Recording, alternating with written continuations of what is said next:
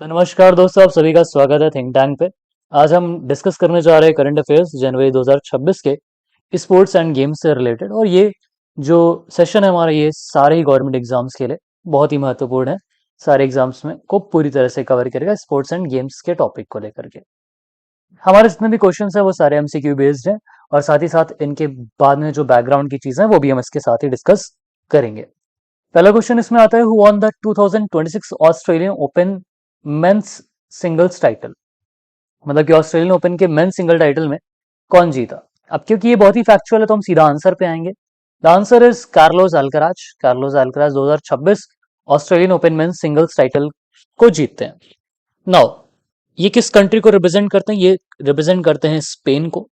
और इसी में बात कर लेते हैं वुमेन्स सिंगल टाइटल 2026 की, तो वो जीती हैं ऑस्ट्रेलिया ओपन की एलेना रिबाकिना, जो कि कजाकिस्तान की है। नेक्स्ट क्वेश्चन पे चलते हैं। इसके उससे पहले 4 ग्रैंड स्लैम होते हैं हमारे। एक Australian open, Wimbledon, French open और यूएस ओपन। सबसे पुराना इसमें से है विंबलडन, जो कि 1877 में स्टार्ट किया गया था लंदन यूके में, और एक ग्रास कोर्ट पे खेला जाता है।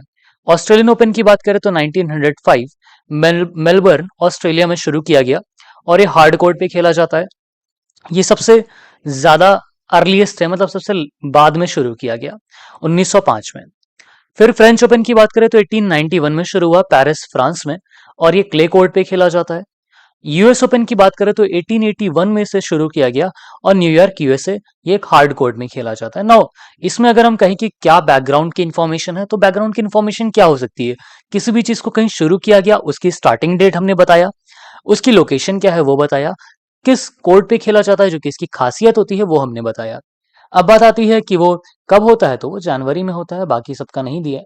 दिस इज द थिंग जो हमें इसके बारे में जानना जरूरी था गेम से रिलेटेड। अब चलते हैं नेक्स्ट क्वेश्चन पे।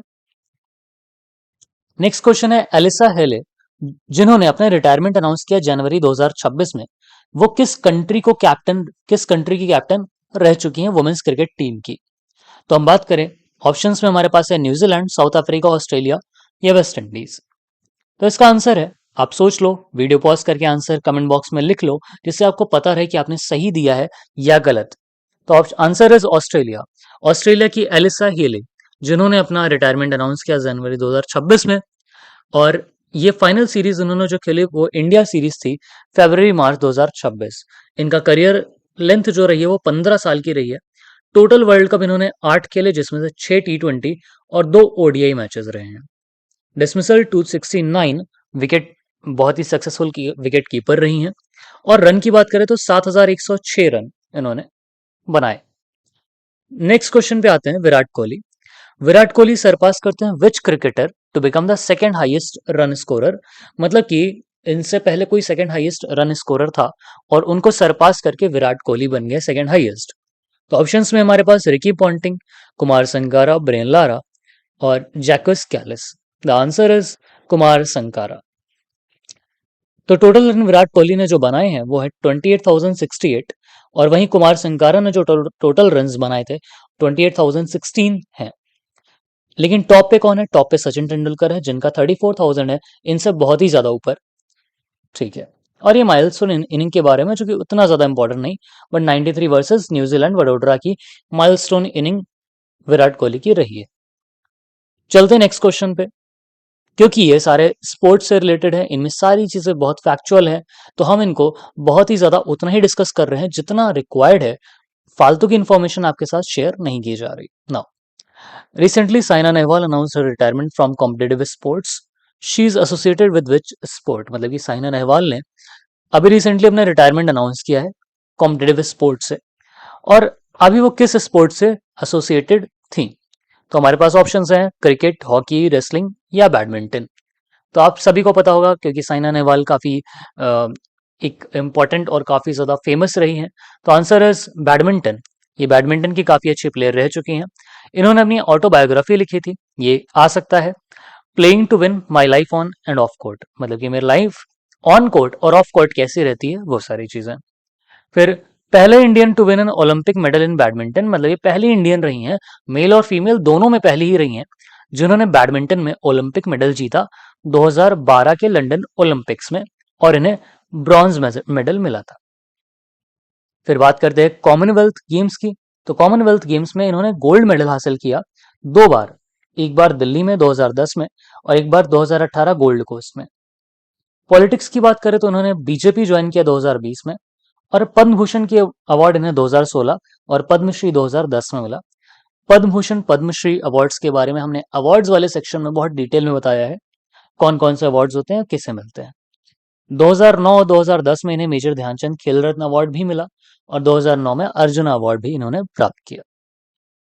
नेक्स्ट क्वेश्चन पे आते हैं, was a mascot of 72nd national volleyball tournament held in Varanasi. मतलब कि 72वां जो नेशनल वॉलीबॉल टूर्नामेंट हुआ वाराणसी में, उसके मास्कट। तो ऑप्शन है, ऑप्शंस हमारे पास हैं Sher and Neela, Nandu and Neera, Nandi and Ganga, Neera and Tiger. तो the right answer is Nandu and Neera. अब देखिए ये वाराणसी में हुआ है, ठीक है, 72nd एडिशन रहा है। अब नंदू एंड नीरा क्यों नाम रखा गया, क्योंकि नंदू सिंबलाइज करता है स्ट्रेंथ को और नीरा सिंबलाइज करता है इंडेंजर्ड गंगा रिवर डॉल्फिन, और ये एक एनवायरमेंट अवेयरनेस को भी रिफ्लेक्ट करने का काम करता है। वेन्यू की बात करें कहाँ हुआ था, तो doctor Sampurnanand sports stadium Varanasi Uttar Pradesh में इसे किया गया। प्राइम मिनिस्टर नरेंद्र मोदी जी ने इसको वर्चुअली इनॉग्रेट किया था, वो वहां पे आ नहीं पाए तो उन्होंने वर्चुअली ही इनॉग्रेट किया। Organise volleyball federation of India ने किया। 58 टीम्स यहाँ पे खेली और volleyball federation of India UP government के साथ कोलैबोरेट करके इस काम को किया। तो इसके लिए इंपॉर्टेंट क्या है कि भाई ये जो आपने थीम काइंड जिसे मैस्कट कह रहे हैं, इसका मतलब क्या था, कहाँ पे हुआ और इसको ऑर्गेनाइज किसने करवाया। इसके बाद आते हैं खेलो इंडिया बीच गेम 2026 के मैस्कट क्या रहा है। तो इसका मैस्कट रहा है पर्ल द चेयरफुल डॉल्फिन, ठीक है। ओवरऑल चैंपियंस में कर्नाटका के 11 मेडल्स, 3 गोल्ड, 2 सिल्वर और 6 ब्रॉन्ज फीचर किए गए। 6 मेडल इवेंट्स रहे। बीच वॉलीबॉल ये इतना इंपॉर्टेंट नहीं है, इंपॉर्टेंट है वेन्यू कहाँ पे से कराया गया, घोघवा बीच दीव में खेलो इंडिया बीच गेम 2026 को ऑर्गेनाइज कराया गया था। और इनका मैस्कट क्या रहा है, पर्ल द चेयरफुल डॉल्फिन, ठीक है। नेक्स्ट आता है who won the ICC women's player of the month award 2025 दिसंबर में। तो किसे ये अवार्ड मिला, ICC women's player month award for December 2025। The answer is Laura Woodward. इनको ये साउथ अफ्रीका की हैं। और वहीं बात करें मेंस प्लेयर की, तो मेंस में ऑस्ट्रेलिया के मिचेल स्टार्क रहे हैं। सीरीज हाईलाइट इनकी एशेज सीरीज रही हैं। कुछ इंपॉर्टेंट न्यूज हमारी स्पोर्ट्स से रिलेटेड, जैसे कि फर्स्ट सेंचुरियन जो हिस्ट्री में रहा वुमेन्स प्रीमियर लीग के, वो कौन था, तो नैट स्कीवर ब्रंट इंग्लैंड के थे। और इसके बाद अगर हम बात करें विजेंदर सिंह, इन्हें अपॉइंट किया गया था एशियन बॉक्सिंग काउंसिल का मेंबर। सो इतना ही था हमारे आज के क्लास में। Thank you for watching. And अगर आप टेलीग्राम चैनल जहाँ पे हमारे अपडेटेड पीडीएफ्स अपलोड किए जाते हैं रोज, वो ज्वाइन करना चाहते हो तो हमारे टेलीग्राम चैनल पे आ जाइए। और अगर if you want to join our YouTube channel, जो कि यहाँ सब्सक्राइब बटन दबा के भी आप कर सकते हो, so you can join from here also. So thank you very much.